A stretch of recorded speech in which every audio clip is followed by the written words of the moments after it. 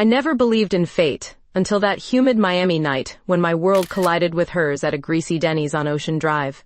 The clock had just struck 2 a.m., and I sat hunched over my sketchpad, desperately trying to coax inspiration from the bottom of my third cup of coffee. At 53, I'd spent decades weaving stories into fabric, but lately, the threads of creativity had tangled into knots I couldn't untie. The restaurant buzzed with the usual late-night crowd, drunk tourists stumbling in from South Beach, night shift workers grabbing quick meals, and insomniacs like me seeking refuge from empty apartments. I traced patterns on the condensation of my water glass, my mind as foggy as the Miami air outside. That's when she walked in. Rain dripped from her leather jacket as she surveyed the crowded restaurant with the confidence of someone who'd never met a challenge she couldn't conquer. Blonde hair plastered to her skull, blue eyes scanning the room like a predator assessing territory. She moved with purpose, each step deliberate despite the storm that had clearly caught her off guard. "Excuse me." Her voice carried a slight rasp, like whiskey and cigarettes. "Mind if I sit? Everywhere else is taken." I looked up from my sketches to find those piercing blue eyes fixed on mine. Something electric passed between us, a recognition I couldn't name. She was younger, maybe early 30s, with the kind of lean muscle that spoke of an active lifestyle and hands that looked like they knew their way around more than just steering wheels. Of course, I gestured to the empty seat across from me, suddenly conscious of my paint-stained fingers and the gray threading through my brown hair. She slid into the booth with fluid grace, water still beading on her jacket. "Rough night for being out," she said, nodding toward the window where rain lashed against the glass. I could say the same about you. I closed my sketch pad, but not before she caught a glimpse of the intricate patterns covering the pages. "You're an artist." It wasn't a question. Textile designer, traditional weaving mostly. I found myself studying her face, the sharp angles of her cheekbones, the way her lips curved when she smiled. "Alyssa Kelly." She extended her hand across the table. "Mia Cooper." Her grip was firm, calloused in ways that spoke of manual labor, but there was something else. When our skin touched, warmth shot up my arm like I'd grabbed a live wire. The waitress appeared, and Alyssa ordered black coffee and pie. As we waited, she pulled out a newspaper clipping that had fallen from her bag. I caught a glimpse of a racing photo before she quickly stuffed it away. "You race?" I asked. Her jaw tightened almost imperceptibly. "Used to. Cars mostly. Retired now."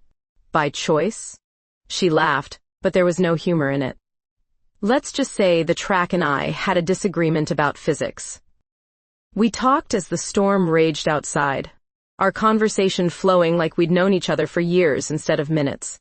She told me about the rush of speed, the addiction to danger. I shared stories of ancient weaving techniques passed down through generations, the meditation found in repetitive motion. "You know what's funny?" Alyssa said as dawn light began filtering through the windows. "I spent years going 200 miles per hour, but I've never felt more alive than sitting here talking to you." Before I could respond, she leaned across the table. Her hand cupped my cheek, thumb tracing the line of my jaw. "Is this crazy?" "Completely," I whispered, but I didn't pull away. Her lips met mine, soft and urgent. The kiss tasted like coffee and possibility, like everything I'd been missing without knowing it.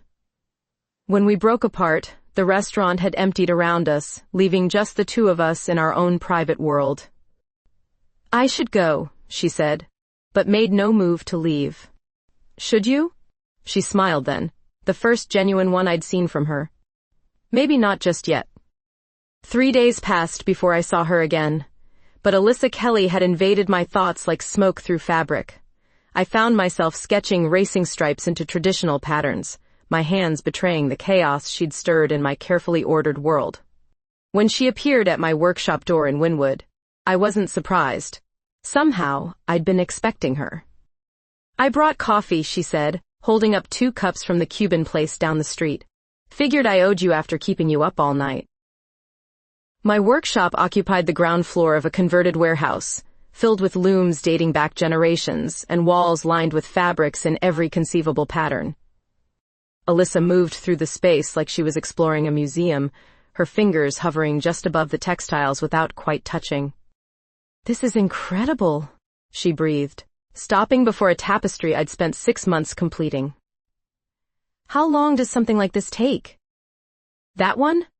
About 1,000 hours. I watched her face, searching for the boredom most people showed when confronted with the reality of traditional craftsmanship.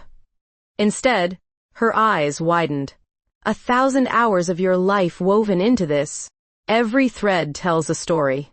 She turned to face me, and I saw something vulnerable in her expression. "What story would you tell about me?"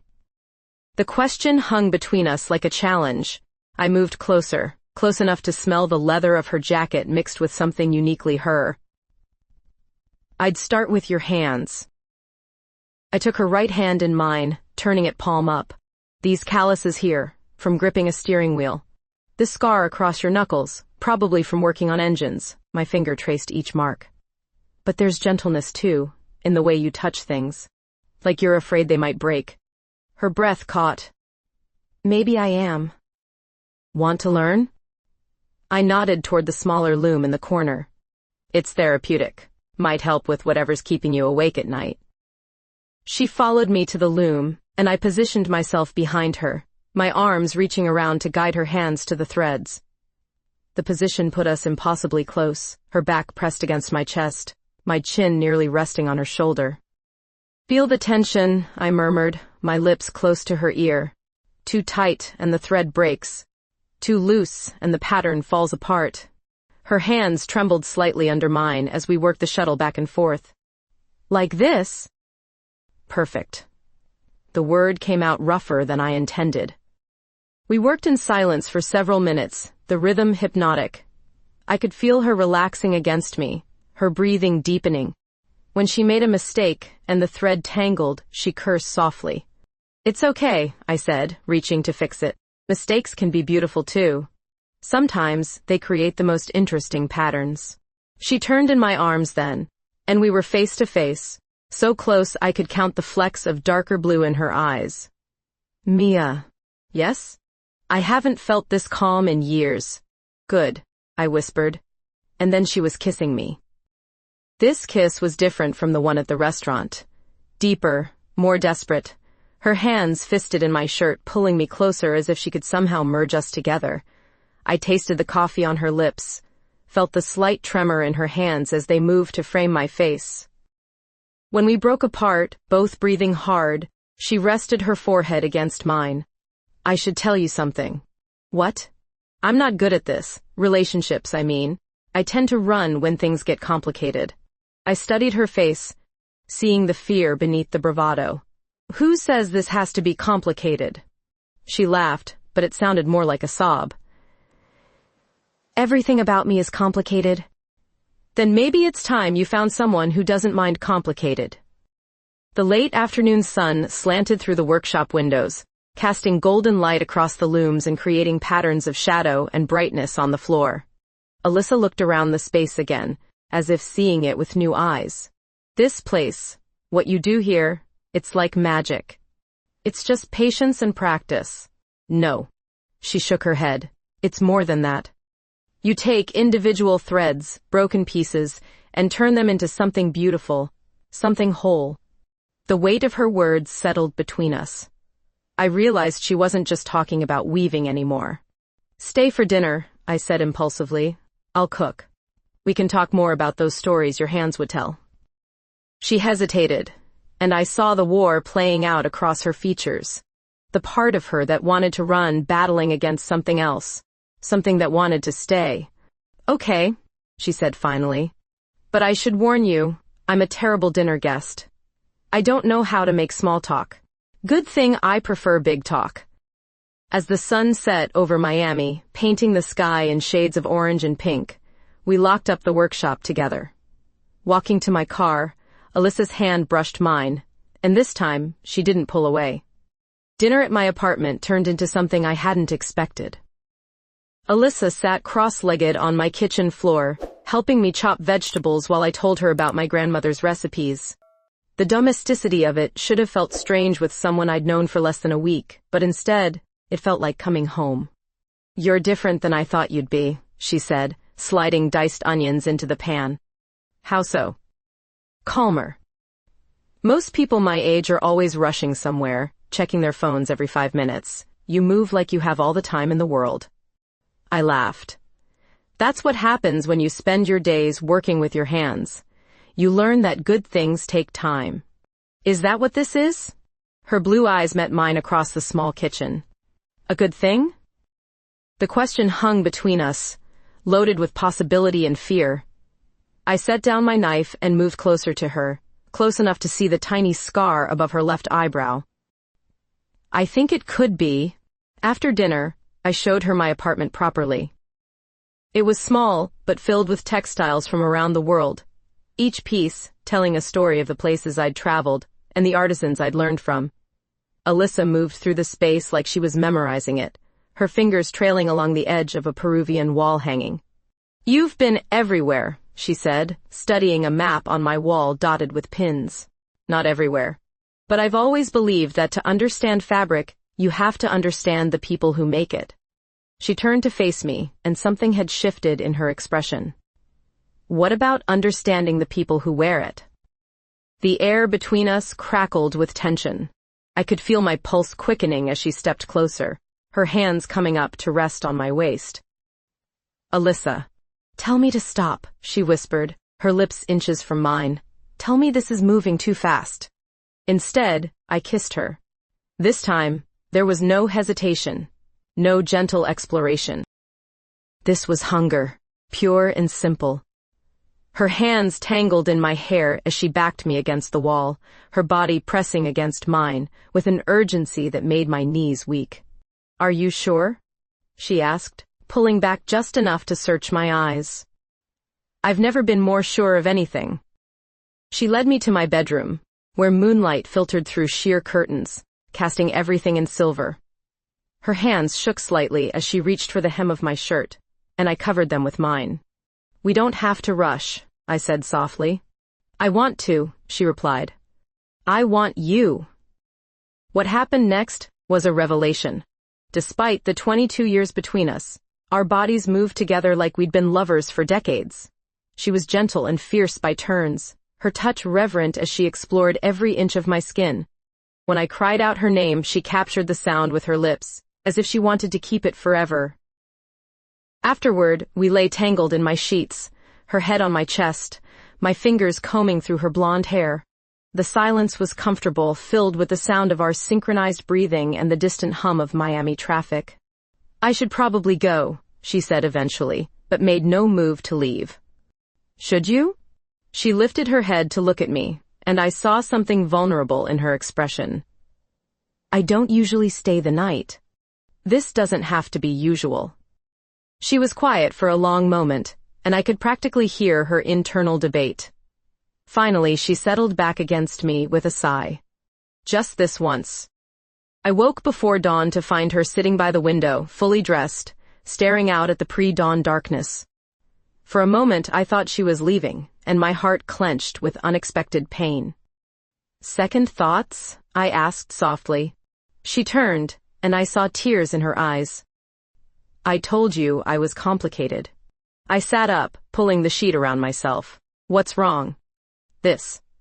She gestured between us. "You. The way you make me feel like maybe I could be someone different." "Maybe you already are." She shook her head. "You don't understand. I've hurt people, Mia. Good people who deserved better than what I gave them." I got up and moved to sit beside her on the window seat. "We all have pasts, not like mine." I took her hand, feeling the familiar calluses, the strength in her fingers. "Then tell me about it." For a moment, I thought she would. Her lips parted as if she was about to speak, but then she closed them again and shook her head. "Not yet." "Okay." I squeezed her hand. "When you're ready." The sun was beginning to rise over Biscayne Bay, painting the sky in shades of pink and gold. Alyssa leaned against me, and I felt some of the tension leave her body. "I've never watched the sunrise with someone before," she admitted. "Never? I'm usually gone by then." I pressed a kiss to the top of her head. Well, you're here now. Yeah, she said quietly. I am.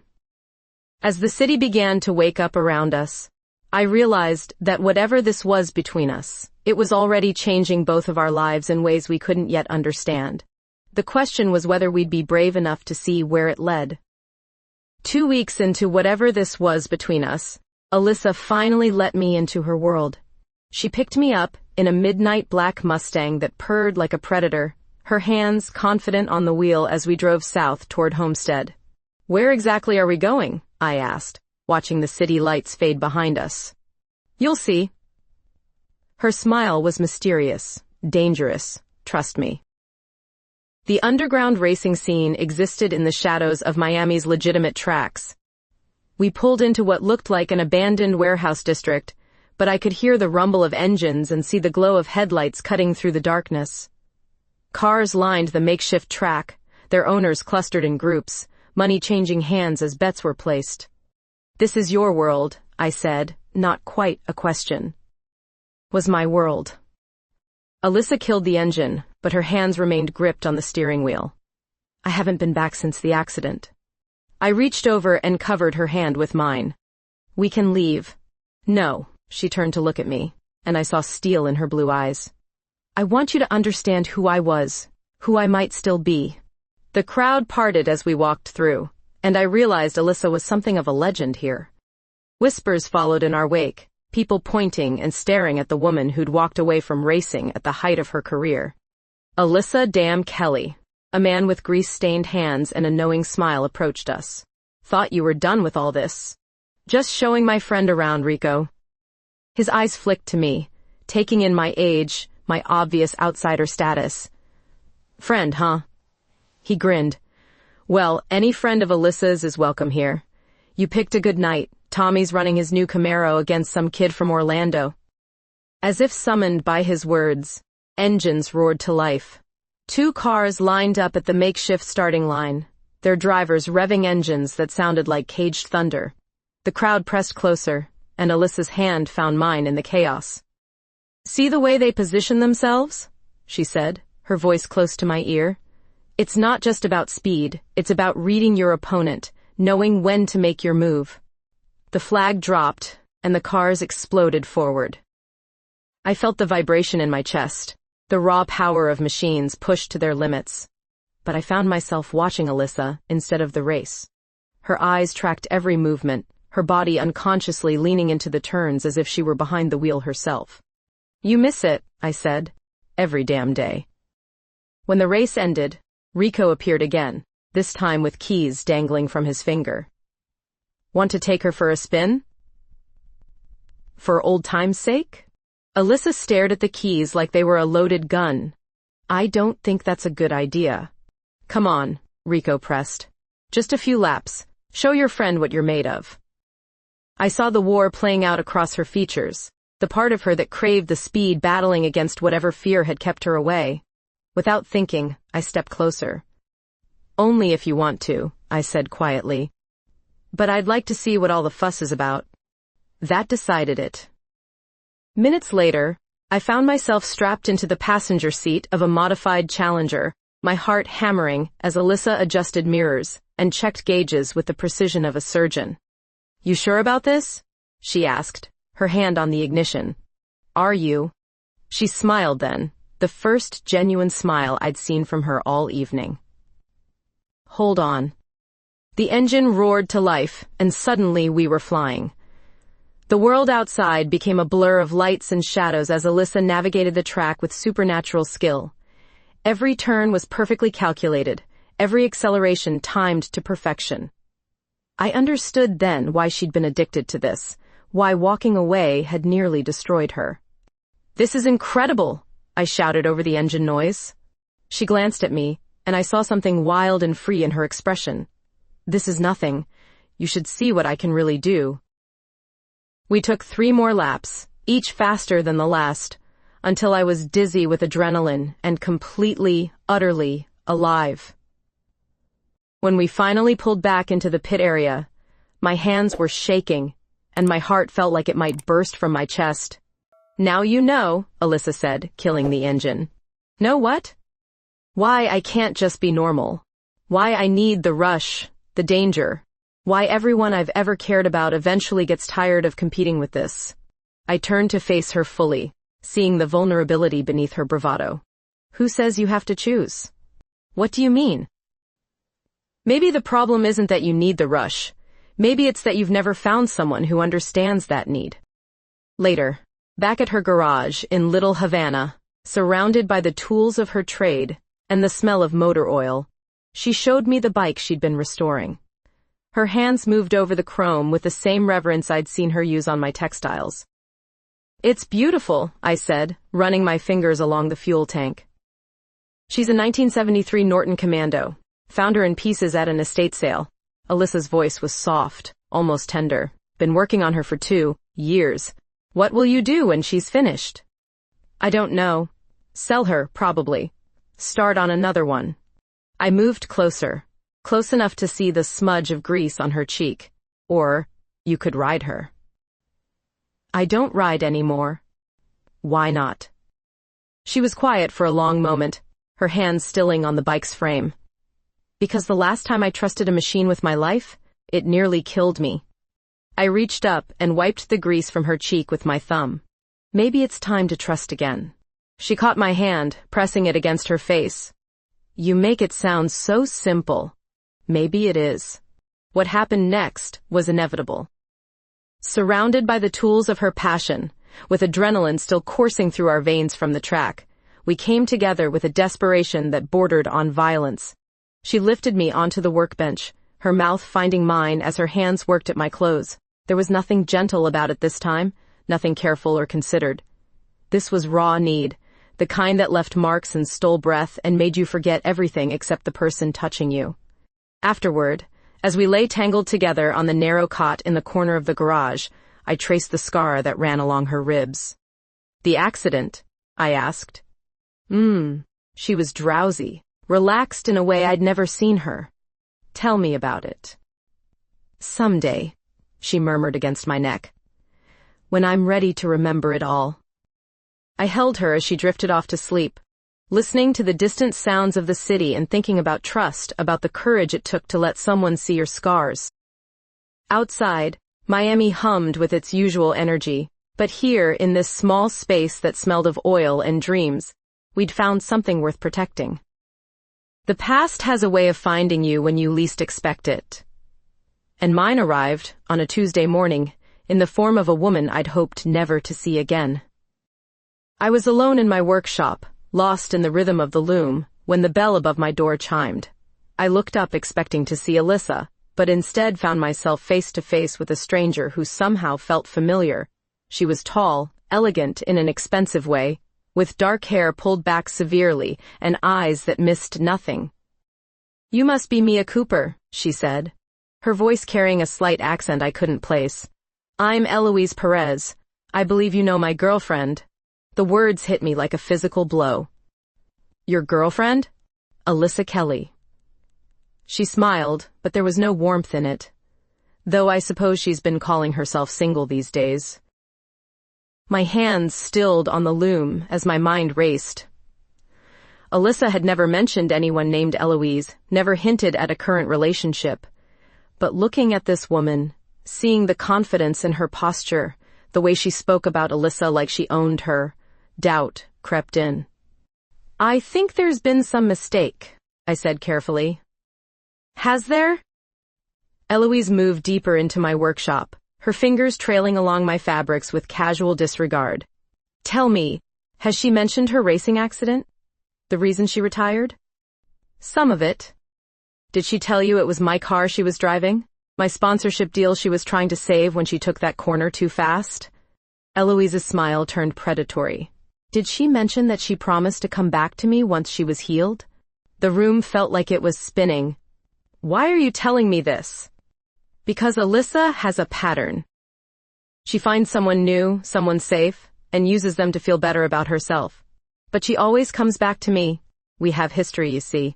Shared trauma. You're just a distraction. I wanted to argue, to defend what Alyssa and I had built together, but Eloise's words found their mark. The age difference, Alyssa's reluctance to talk about her past, the way she sometimes looked at me like she was memorizing my face before I disappeared. "She's using you," Eloise continued, picking up one of my sketches. "Playing house with the nice older woman who makes her feel stable. But stability isn't what Alyssa needs. She needs someone who understands her darkness. Get out." The words came out stronger than I felt. "I will. But first, let me show you something." She pulled out her phone, scrolling through photos before turning the screen toward me. This was taken last week. The image showed Alyssa at what looked like a bar, her arm around Eloise's waist, both of them laughing.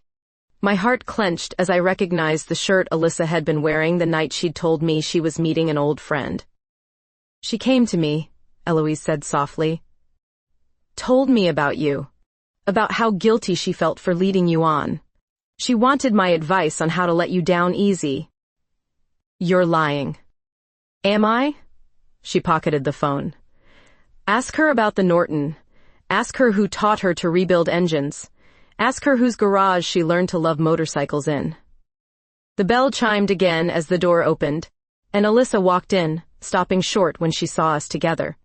The color drained from her face, and in that moment I knew Eloise hadn't been lying about everything. "Eloise," Alyssa's voice was barely a whisper. "What are you doing here?" "Introducing myself to your friend." Eloise moved to Alyssa's side with fluid grace. "We've had such an interesting conversation." I watched Alyssa's face, searching for denial, for anger, for anything that would contradict what I'd just heard. Instead, I saw guilt, and something that looked like resignation. "Mia, I can explain," Alyssa started. "Can you?" I stood up from the loom, my legs unsteady. "Can you explain why you never mentioned Eloise? Why you lied about where you were last week?" "I didn't lie. I just didn't tell you everything." "Same thing." The words tasted bitter in my mouth. Eloise stepped closer to Alyssa, her hand resting possessively on her arm. "She's been confused, haven't you, darling? Trying to convince herself she could be someone different. But we both know that's not possible." "Stop." Alyssa shook off Eloise's touch. But the damage was done. I could see the truth in her eyes, the acknowledgement that whatever this was between us, it had been built on incomplete foundations. "I think you should both leave," I said quietly. "Mia, please, let me explain." "Not now." I couldn't look at her, couldn't bear to see the confirmation of my worst fears written across her face. "I need time to think." Eloise smiled triumphantly. "Come on, Alyssa, let's go home." I watched them leave together, Eloise's hand on the small of Alyssa's back, guiding her like she owned her. Through the window, I saw them talking intensely beside Eloise's sleek BMW, saw Alyssa's shoulders slump in defeat. When they drove away, I sank back onto my stool and stared at the half-finished piece on my loom. The pattern I'd been working on suddenly looked chaotic, meaningless. I'd been weaving a story about love and trust, but maybe I'd been telling myself a fairy tale all along. My phone buzzed with a text from Alyssa. "Please let me explain. It's not what you think." But as I sat alone in my workshop, surrounded by the threads of stories I'd spent my life learning to tell, I wondered if maybe it was exactly what I thought. Maybe Eloise was right. Maybe I'd been nothing more than a safe harbor for someone who would always belong to the storm. The afternoon light faded as I sat there, and with it, the fragile hope I'd been nurturing that love could be simple, that two people could find each other and make it work despite the odds. Some patterns, I realized, were too complex to untangle. Some stories were destined to end before they'd properly begun. For 3 days, I ignored Alyssa's calls and texts. I threw myself into my work, starting a new piece that required such intricate attention that it left no room for thoughts of blue eyes and broken promises. But on Thursday evening, as I was locking up the workshop, I found her waiting by my car. She looked terrible. Her usually perfect hair was disheveled, dark circles shadowed her eyes, and her clothes looked like she'd slept in them. When she saw me, she straightened, but I could see the exhaustion in every line of her body. "Please," she said before I could speak, "just give me 5 minutes." "I don't think that's a good idea. Mia, what Eloise told you, it's not the whole truth." I stopped with my hand on the car door. Which part? The part where you've been seeing her behind my back, or the part where I'm just a distraction? All of it. She stepped closer, and I caught the familiar scent of her perfume mixed with motor oil. Yes, I saw her last week. But not because I wanted to. She's been calling, showing up at my garage, threatening to make trouble if I didn't meet with her. Threatening how?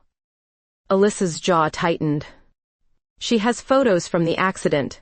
Video footage that could destroy what's left of my reputation in racing. She said she'd release it all if I didn't give her another chance. I studied her face, looking for signs of deception. Why didn't you tell me? Because I was handling it. Or trying to. She ran a hand through her hair. I thought I could make her understand that what we had was over, that I'd moved on. And did you? Make her understand? I thought so. Until she showed up here.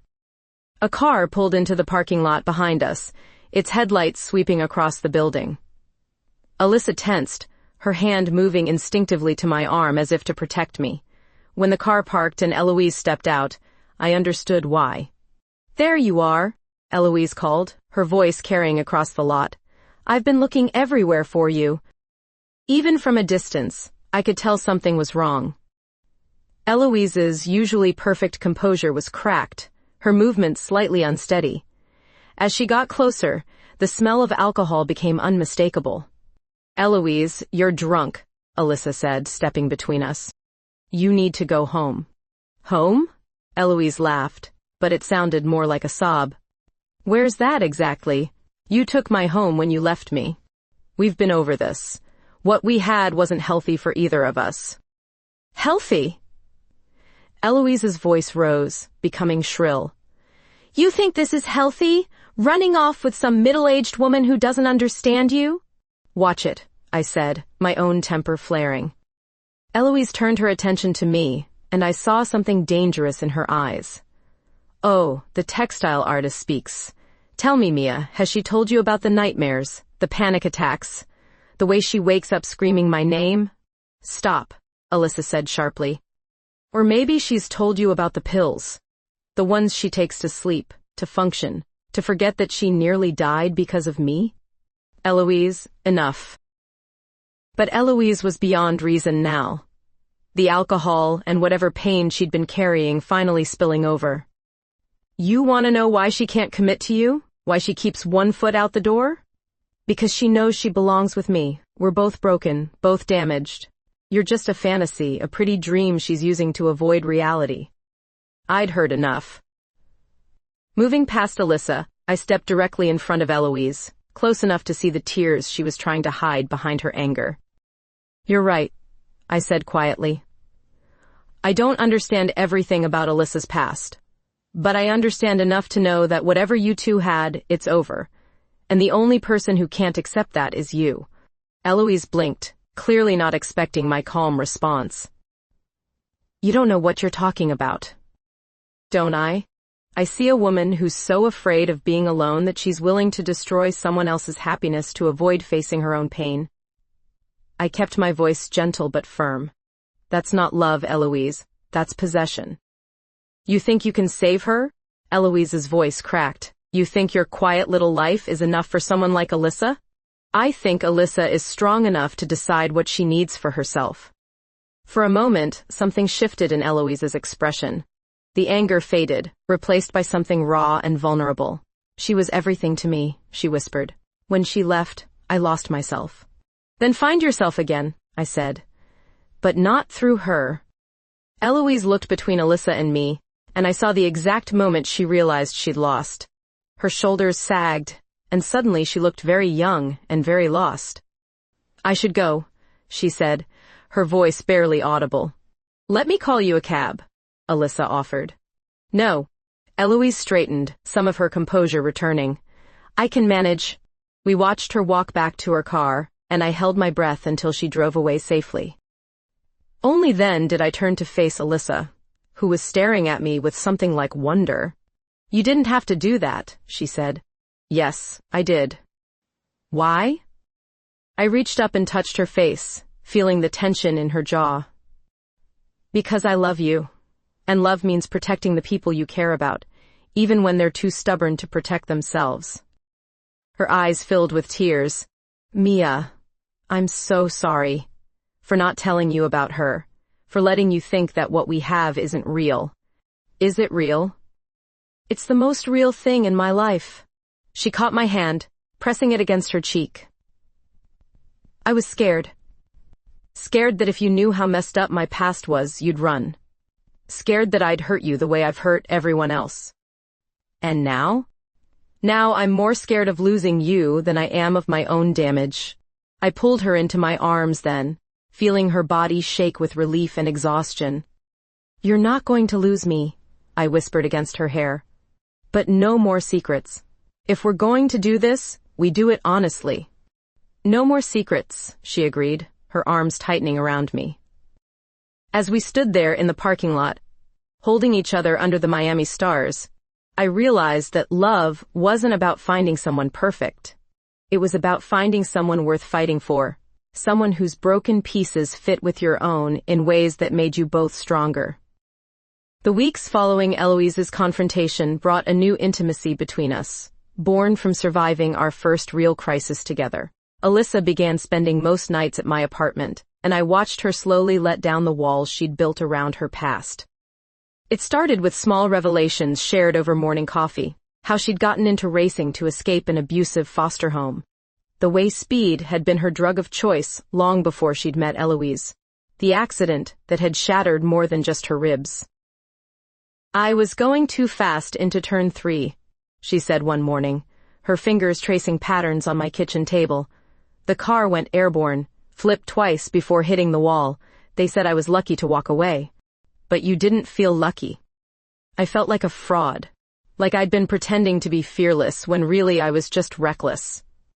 She looked up at me, vulnerability naked in her blue eyes. Eloise was there through all of it. The surgeries, the physical therapy, the nightmares. I thought I owed her everything. I reached across the table and took her hand. Gratitude isn't the same as love. I know that now. To help her process the trauma, I introduced her to the meditative aspects of weaving. We set up a small loom in my living room, and I taught her the basic patterns, watching as the repetitive motion calmed something restless in her spirit. It's like meditation, she said one evening, her hands moving steadily through the threads, but with something to show for it at the end. That's exactly what it is. I sat beside her, working on my own piece. My grandmother used to say that weaving was like life. You start with individual threads, each one fragile on its own. But when you bring them together with patience and intention, they become something stronger than the sum of their parts. She paused in her work to look at me. Is that what we're doing? Weaving something stronger together? I hope so. The real test came when my gallery contacted me about a showing. The Miami Contemporary Art Museum wanted to feature my work in their upcoming exhibition on traditional crafts in modern contexts. It was the opportunity I'd been working toward my entire career. That's incredible, Alyssa said when I told her. When's the opening? Next Friday. It's a big deal. Lots of collectors and critics. I hesitated. I'd like you to come with me. Something flickered across her face. To a fancy art opening? I don't really do crowds. I know. But this is important to me, and you're important to me. She was quiet for a long moment, and I could see her internal struggle. The old Alyssa would have found an excuse, would have protected herself by staying away. But this Alyssa, the one who'd been learning to trust, finally nodded. Okay, but I'm going to need help figuring out what to wear. The night of the opening, I barely recognized her. Gone were the leather jacket and jeans, replaced by a sleek black dress that showed off her lean frame. She'd left her hair down, and it caught the gallery lights like spun gold. You look beautiful, I said, adjusting her collar. I feel like I'm wearing a costume. She tugged at the dress. Are you sure I fit in here? You fit with me. That's all that matters. The gallery was packed with Miami's art elite, champagne glasses clinking as people moved between the displays of my work. I watched Alyssa take it all in, saw her shoulders tense as she registered the crowd. "You okay?" I asked. "Just give me a minute to adjust." We moved through the exhibition together, and I felt a surge of pride as people praised my pieces. But what meant more was watching Alyssa study each textile with genuine interest, asking questions about technique and meaning. "This one's my favorite," she said, stopping in front of a piece I'd completed just after we'd met. The pattern was complex, threads of blue and silver woven together in a design that suggested movement and speed. "I was thinking about you when I made it," I admitted. "About me? About the way you move through the world? Like you're always in motion, even when you're standing still." She turned to face me, and I saw tears in her eyes. "No one's ever made art about me before. Get used to it." The evening was going perfectly, until I spotted a familiar figure near the entrance. My heart sank as I recognized the art critic from the Miami Herald, the one who'd given my last show a scathing review. But as he approached, I realized he wasn't alone. "Ms. Cooper," he said, extending his hand. "Wonderful exhibition. I'd like you to meet my partner, David." I shook hands with both men, relief flooding through me. "Thank you for coming." "We're particularly interested in this piece," David said, gesturing to the textile Alyssa had admired. "The movement in it is extraordinary. What inspired it?" I felt Alyssa tense beside me, and I knew she was expecting me to give some generic artist's answer. Instead, I reached for her hand. "My girlfriend," I said simply. "She's a former race car driver, and I wanted to capture the way she sees the world." The critic's eyebrows rose with interest. "A race car driver? How fascinating. The intersection of traditional craft and modern speed culture." What followed was a 20-minute conversation about art and inspiration, with Alyssa gradually relaxing as she realized these people were genuinely interested in her perspective. By the end of the evening, she was laughing at David's stories about his own partner's motorcycle obsession. "That wasn't so bad," she said as we walked to the car. "You were amazing. Did you see how interested they were in your racing stories? I saw how proud you looked when you called me your girlfriend." She stopped walking and turned to face me. "In front of all those important people. You are my girlfriend. Why wouldn't I be proud?" She kissed me then, right there on the sidewalk outside the gallery, with the Miami night warm around us and the sound of traffic humming in the distance. It was soft and sweet, and tasted like champagne and possibility. "I love you," she said against my lips. "I love you too." As we drove home through the neon-lit streets of Miami, I realized that we'd crossed another threshold. Alyssa had stepped into my world, and I'd claimed her publicly as mine. The threads of our separate lives were becoming something new, something stronger. "What are you thinking about?" she asked, her hand resting on my thigh as I drove. "Just that my grandmother would have liked you." "Yeah? Why's that?" She always said the best patterns come from combining unexpected elements. I glanced over at her, taking in her profile in the dashboard light. Traditional and modern, careful and wild, patience and passion. Sounds like us. Exactly like us. The future stretched ahead of us, uncertain but full of promise. We were learning to weave our lives together, one thread at a time, creating something beautiful from the raw materials of trust and love and hope. 3 months of peace should have been a warning. In my experience, happiness this pure never lasts without someone trying to destroy it, and Eloise had been too quiet for too long. The call came on a Tuesday morning, while Alyssa was at her garage, and I was preparing for the museum's permanent acquisition of 2 of my pieces. My phone rang with an unknown number, but the voice was unmistakably familiar. "Mia? It's Eloise. I need your help. What do you want?" "It's about Alyssa. She's in trouble." My blood went cold. "What kind of trouble?" "Meet me at the museum. I'll explain everything." Against my better judgment, I drove to the Miami Contemporary Art Museum, finding Eloise waiting in the sculpture garden. She looked different, more composed than the last time I'd seen her, but there was something calculating in her eyes that made me wary. "Thank you for coming," she said. "I wasn't sure you would. Just tell me what's wrong with Alyssa." "Nothing yet. But there will be if you don't listen to me." She pulled out a tablet, swiping to a video file.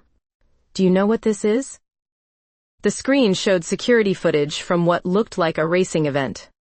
I could see Alyssa's car approaching a turn at high speed, then the horrific moment when it went airborne and crashed into the wall.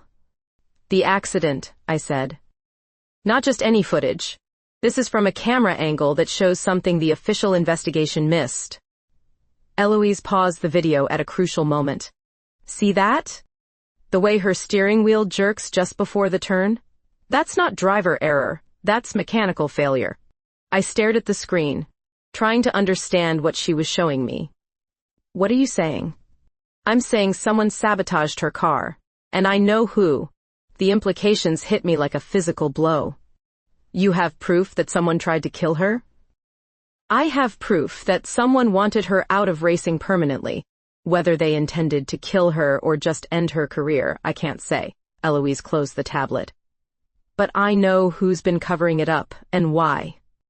"Why are you telling me this? Why not go to the police?" "Because the person responsible has connections, money, influence, the kind that makes evidence disappear and witnesses forget what they saw." She leaned closer. "But they also have something to lose, something that matters more to them than keeping this secret." "What do you want from me?" "Help me expose the truth. Alyssa deserves to know what really happened to her." I studied Eloise's face, looking for signs of deception. "And what do you get out of this?" "Maybe nothing.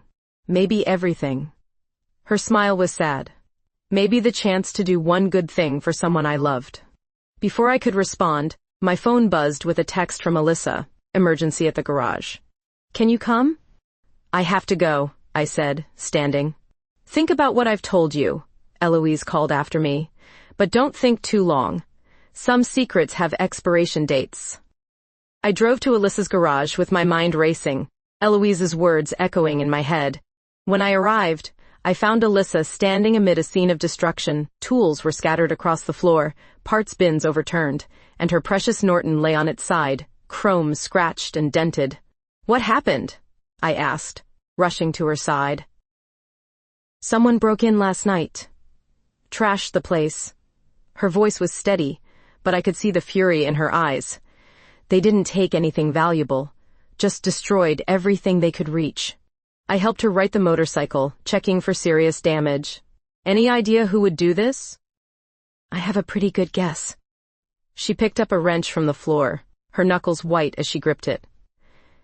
"This has Eloise written all over it." "Actually, I don't think it does." Alyssa turned to look at me, surprise replacing anger. "What do you mean?" I told her about Eloise's call, about the video footage and the claims of sabotage. With each word, I watched Alyssa's expression change from skepticism to shock to something that looked like relief. "Mechanical failure," she said quietly. "All this time, I thought it was my fault. That I'd pushed too hard, gotten careless. If Eloise is telling the truth, it wasn't your fault at all." "But why would someone want to hurt me?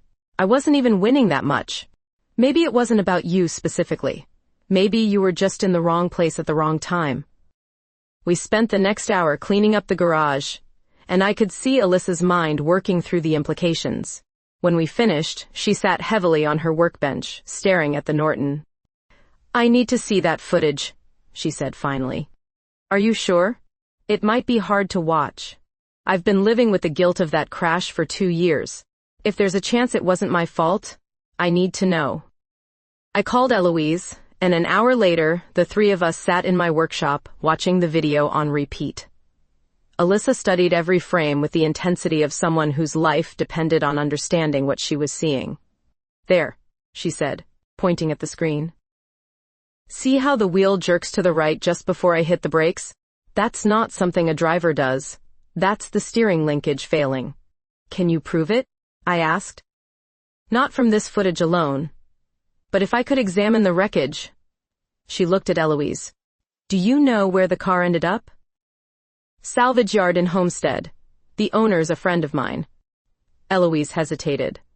But, Alyssa, if we do this, if we prove what really happened, it's going to open up a lot of old wounds. Are you ready for that?